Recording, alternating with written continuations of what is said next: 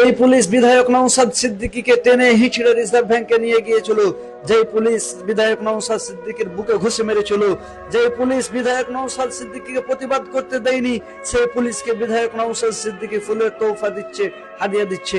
এটা কিন্তু জানামানা শিক্ষা নয়।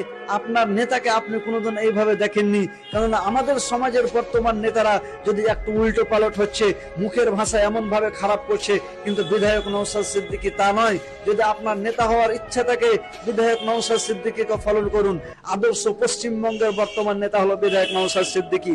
আমি গর্বিত, আমি করমদিঘি বিধানসভার এক্সাম্পল আবু বকর সিদ্দিক, আমি একটা আদর্শ নেতা পেয়েছি বিধায়ক নওশাদ সিদ্দিকীকে। আমি গর্বিত, নওশাদ সিদ্দিকীর দল আমি করছি।